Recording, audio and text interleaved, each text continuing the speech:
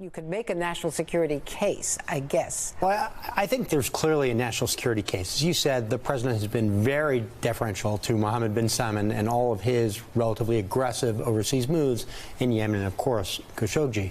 But I think regardless of if it's Saudi interests or U.S. interests, there is some combination which has to be worried about a very sophisticated cruise missile attack against a key petroleum facility in Saudi Arabia. Saudi Arabia is an ally, even if we disagree with them on points. This really highlights a huge vulnerability for Saudi Arabia. Not the first attack, but the most sophisticated attack. And we understand now, we've confirmed, drones and cruise missiles originating from Iranian territory. So that makes it very clear these are not surrogates, these are not proxies in the region. That's right. This is not sea-launched, which could be laid off on the Revolutionary Guard. I think ultimately there are really two game-changing factors here. One, simply the scale and sophistication of the attack. It's like nothing we've seen in Saudi Arabia before.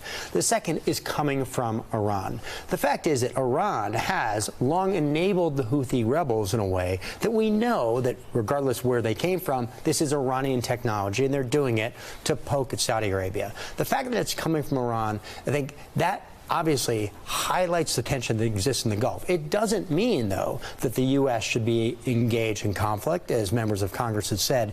It does put an enormous weight on Saudi Arabia to respond militarily, because for them to continue to be seen as somewhat passive and simply hit the Houthis in Yemen really may not be sustainable for Mohammed bin Salman.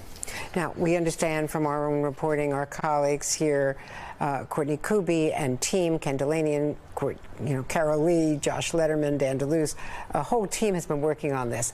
The military has been advising restraint. We understand that that was said to the president at the National Security Council meeting, but that there are military options, including taking out Revolutionary Guard posts, oil fields in Iran. Absolutely. But going after territorial Iran, this is not Iraq. This is a much bigger and more complicated military. And I have just tremendous trust and faith in General Joe Dunford, the chairman of the Joint Chiefs of Staff. He's only the chairman for another 2 weeks. He is, but Mark Milley, General Milley, is also an incredibly sophisticated global actor. And the Department of Defense understands the risks here. You always have contingency plans, ranging from hitting anti-ship missiles in the Straits to anti-air defenses that we could hit in Iran. So there are options there. I think the difficult piece will be for the president working with Mohammed bin Salman to show the Iranians that they've crossed a line and that there are consequences for that, but not escalating this in a way that this really does become a broader conflagration.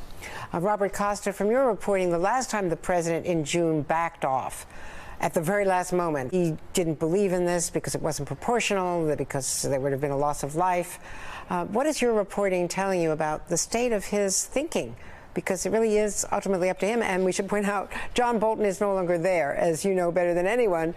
A week ago, exactly at this hour, John Bolton was summarily fired or resigned in protest when the president was thinking about lifting sanctions on Iran. When you talk to the president's confidants inside and outside the White House, they point not only to Bolton's ouster, but they say who's one of his favorite golf partners. It's not just the hawk, Senator Lindsey Graham.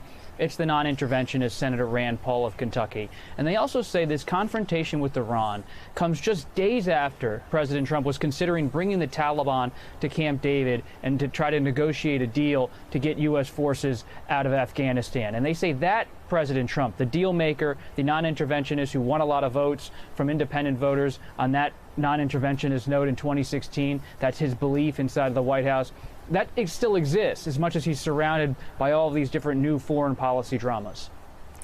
And Michael Leiter, just very briefly, what about these other actors? We know that the rebels, the Houthi rebels, have been firing at Riyadh, at the airport in Riyadh, that missile defenses had previously counteracted that. These cruise missiles were apparently low-flying, and the drones as well evaded missile defense. That's right, and that's why it's still taking some time to confirm exactly where they came from. But this is the new reality of the Middle East. The fact is that low-scale missile technology, cruise missiles that can evade very sophisticated, very expensive defenses are now the status quo across the region. Thank you so much, Michael Leiter, Robert Costa, Kristen Welker at the White House. Thanks to all.